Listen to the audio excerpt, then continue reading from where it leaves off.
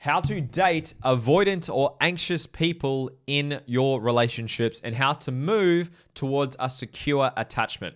I'm going to share with you some brutal truth today. It's probably not what you think you're going to hear, but it's what you need to hear to have deep, meaningful, loving relationships. So please take notes today. Enjoy this conversation. If you don't know who I am, my name is Lewis Huckstep. I'm a coach. I'm an author. I'm a speaker. I've written the book called The Inspired Life Method. I run in-person events. I've coached over 10,000 people, and I'm really looking forward to sharing this message with you today. The only ask that I have from you is if you could like this video and subscribe. It honestly means more than you realize. It shares to more people. I get to help more people. And leave a comment below. I do my best to get back to every single comment manually myself. So please leave a comment down below. Let's begin. So 3 things I want you to understand is trauma, also limiting beliefs, coping mechanisms, and triggers. Trauma is what happens inside of us. It's a moment in time when something was overwhelming or underwhelming, and it's something that happens inside of us. It's the perceptions and beliefs and suppressed emotions that we go through or experience because of what we go through. Second is a coping mechanism. It's what we do to overcompensate, overcome, and hide and protect ourselves from the trauma. Third is a trigger. Something reminds you of the trauma and activates the coping mechanism. I say this so many times. Nothing triggers you, it reveals what's inside of you. Now, here's my brutal truth to you. Your attachment styles actually keep you stuck and ruin relationships, because when you give yourself a label, the label becomes a limitation.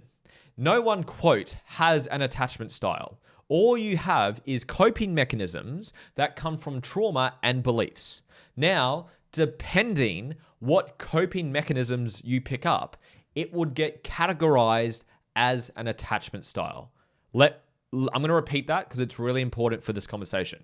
Whatever coping mechanisms you develop to overcompensate, protect, and hide the trauma, it would get categorized as an attachment style. So for example, say one of your coping mechanisms, let's insert some examples actually. I'll do this right now so you can use some of your answers. So I've done this a lot with my videos. Do it again or use someone else. Think of mum. Whoever played that role for you, don't judge your answers, by the way, just speak your truth. You're going to use a 1-word answer. What's the one thing that you dislike most about mum? It will be a trait, a behavior, or a part of her. Might be neglect, abandonment, judgment, lying, controlling, manipulation, dismissed, whatever it may be. Think of that. Try to come up with maybe 1 to 3 worded answers. So 1 to 3 1-word answers. So again, 3 different answers for mum. Then once you're done, do dad. Do the same thing for dad.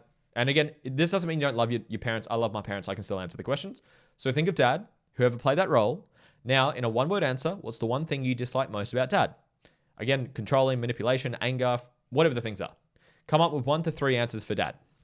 Pause the video if you need a little bit more time.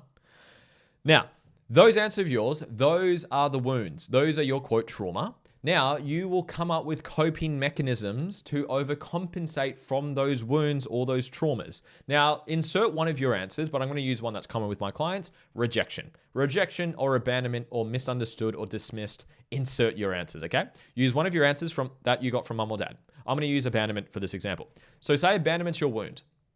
Depending what you come up with for your coping mechanisms, it would get categorized as an attachment style.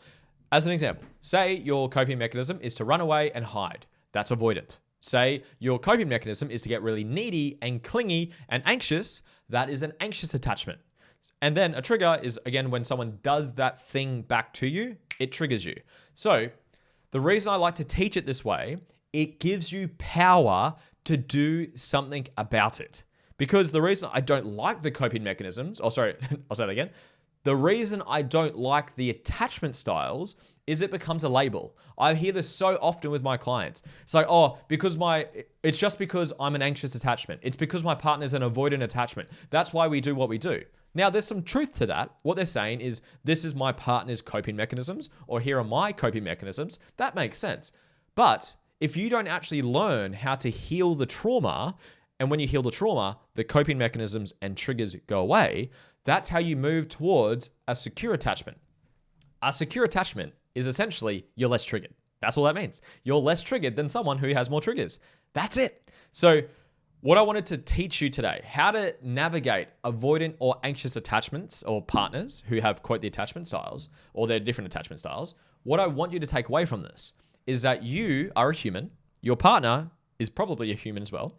And if we're humans, we have traumas and wounds, and we all have coping mechanisms. Just become conscious and give your partner some grace and yourself some grace as well, that when you get triggered into a coping mechanism, it's a trauma response. You're doing the best with what you have. It's very fucking normal. I've never met a single human being who's not triggered. And your relationships magnify your trauma more than anywhere else. That's where you get to heal, as long as you have the awareness to do so. So first step, give yourself and give your partner some grace that you guys are doing the best with what you have. You're going to get triggered. Welcome to dating. Welcome to life. Welcome to working on your shit. And you will go into your trauma responses or your coping mechanisms. That's normal. That's very natural. It's going to happen. It's what do you do after you get triggered? This is where the magic comes into it. So how do you navigate this with an avoidant or an anxious or even a fearful partner? How do you navigate this? There's a couple steps I want to give you. Number one, when you get triggered, because it's going to happen, and you go into a trauma response, you go into a coping mechanism, you become anxious or you become avoidant or you become fearful, whatever your strategy is, that's perfect. When you get triggered, you, the person being triggered, or maybe you're not, maybe your partner got triggered, you're the one who's just reflected their wounds back to them. The goal during a trigger is not to heal. It is not the time to integrate when you're triggered. When you're in a trauma response, it is not time to integrate. It is time to regulate. So it's time to take a big breath in.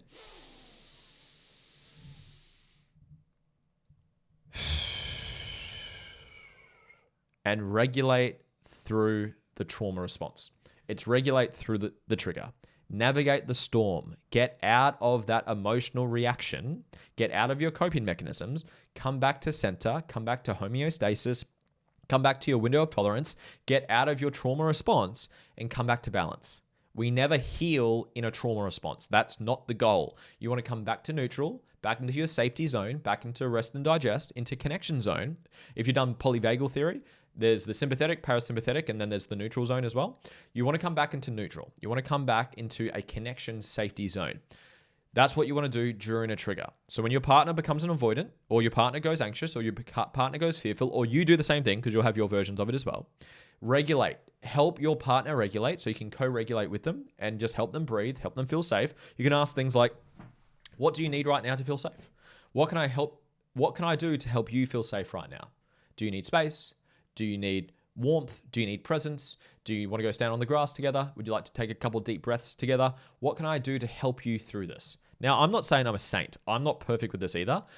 I would say now with my marriage, my wife now, we're probably 70% solid when one of us gets triggered. The other person is able to regulate and help the other person get out of the trigger, come back to neutral, and then we can do the next steps, which I'll get to in a moment. And 30% of the time, we both get triggered. So one partner gets triggered, that triggers the other partner, and then you're into a fucking trauma bond situation where you're projecting each other's coping mechanisms and traumas onto each other. And that's where a bit of an argument comes into it. When that happens, do your best to minimize the damage, minimize damage control, and try just regulate and get through the storm. That's sitting in the fire together. Do the best you can to minimize any damage, hurtful things, and things that you guys do when you're both in a trauma response. Once you get out of that trauma response and you're not triggered, you're regulated, this is what we want to do. We want to take individual ownership of your triggers. So for example, if my wife triggers me, as in she reflects back to me the things I haven't worked on yet, my trauma, my wounds, that's even when I go into a trauma response, that's me. My wife has just mirrored me. So that's for me to take ownership of my triggers, my wounds, so then I get to go integrate and work on them, and vice versa. Say my wife gets triggered, or she goes into a trauma response, a triggered response, and she goes into her, quote, attachment styles. Once we regulate out of it, that's for her to take ownership of hers. I'll use a perfect example. We had one recently, and we've been on our journey. Well, I've been on my conscious healing journey for about 10 years. I've been with my wife over 5 and a bit years now, and I introduced her into self-growth, into healing and all that stuff, and we still get triggered. We had one happen the other day, and my wife got triggered. It was her trigger that came up. I was the reflection back to her, and I didn't get triggered in response. I was able to regulate and hold a safe space, and we got through the trigger, and she did such a beautiful job. She regulated through it. We got through the trigger. And then she said, literally word for word, babe, I just want to apologize. I got triggered and I went to a triggered response. Thank you for holding space for me. I know what the trigger is. It's control. Control was the wound. And then she's like, I'm going to go do a process on this on the weekend. So then she goes and integrates her stuff, which is the final step, which I'll get to now. So first step, when one partner gets triggered, we want to regulate. Whether you're triggered, your partner's triggered, or you're both triggered, regulate. Do this breath flow. Breathe in for 5 seconds into your diaphragm, expand your diaphragm, hold it for 5 seconds, and breathe out nice and slow for 5 seconds. Do that as long as you need to until you regulate back into connection and rest and digest. From that, you will now regulate it, both partners. Then the next step is individually, the person who was triggered, whether it's one or both of you, take ownership of your individual trigger. What is the thing? What's the trait? What's the behavior? What did your partner do or not do that triggered you into your trauma response? Control, manipulation, neglect, criticism, judgment, abandonment. What's the trait? What's the wound? Then step 3 is you then support and challenge your partner. You support your partner and challenge your partner to go and integrate that wound. Because if you do not do the integration work, guess what? The same wound will pop up again. And you repeat the same fucking patterns, the same fights, the same arguments, the same trauma responses over and over and over again. Because once you heal a wound, that wound will stop being triggered. That's the gift of inner work. That's what I'm here to preach to the world. Go heal your stuff so your relationships get better. You're less triggered. You're more authentic. You become, quote, securely attached. This is what I mentioned before. Secure attachment just means you're less triggered than someone else or than what you used to be. And again, you're never fully healed. I've never met a single human who's 100% healed and has 0 triggers. I'm yet to find that human. If you are that person, let me know. I'm yet to find someone like that.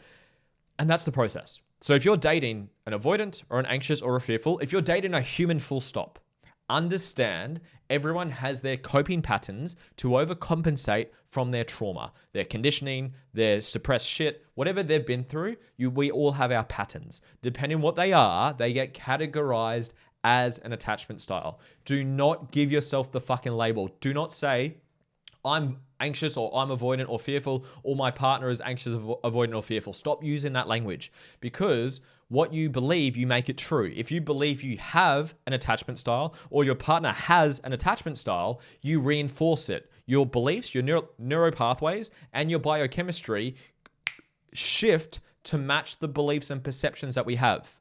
It's fucking insane when you understand what I just said. What you believe, you make true. You biochemically and neurologically, you make it true. You wire your mind and your biochemistry to match the beliefs that you have. This is why language is so powerful. So please stop telling yourself, I have this attachment style. Reword it to, I have some coping mechanisms and some coping patterns from my trauma that I get to heal through. You can feel the difference in what I just said. So do that for yourself. Do that for your partner. If you're like, how do I let my partner know about this? Just fucking send them this video. Just say, hey, I love you, my love. And this is actually a thing, side note. Something that's really helped my relationship, my marriage, my wife, is that when we listen to like a podcast or we read a book and it's like life-changing, like, holy shit, this is an amazing book. This is like life-changing for my relationship, for myself, for my business and how I view the world. We get the other person to read it or to consume it. So then we can use the same common language, because if we don't understand what the other person's referring to, how are we meant to relate and connect and communicate over it, right?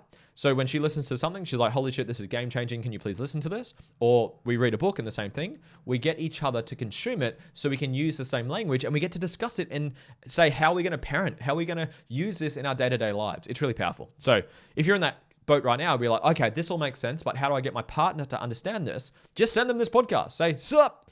If you've been sent this from your partner, welcome. So send this to them so you can understand the same language. Then learn the dance.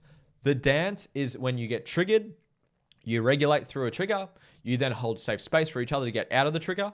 You both individually take ownership to find what was triggered within you, and then you support and challenge each other to go heal through it. Repeat, repeat, repeat. And every time you heal, you're less triggered. So then you become more securely attached. Your nervous system is more regulated. You're more authentic. You express more parts of who you are. Your connection gets better. Your sex life gets better. Your business gets better. So many things get better. It's like my favorite conversation is transformation work, healing work, integration work, all that stuff, because it improves every area of life. And if you know, you know. If you've done some inner work, so my balancing process is my favorite process to heal trauma. your whole life shifts and changes. It's really, really cool. So that's the conversation done for today. I hope you got value from this. I'd love to hear your thoughts. Please comment down below. Please like this video. Please subscribe. Please share it with whoever you want to. It helps me more than you realize. If you'd like to work with me and get access to all of my tools, all of my processes, all of my deep teachings to integrate everything we've just said, there's a free trial and a one-on-one call with me in the comments below, in the link below somewhere. Go grab one. I can't wait to connect with you and help you and serve you. I hope you enjoyed this podcast. I'll see you on the next one. See ya.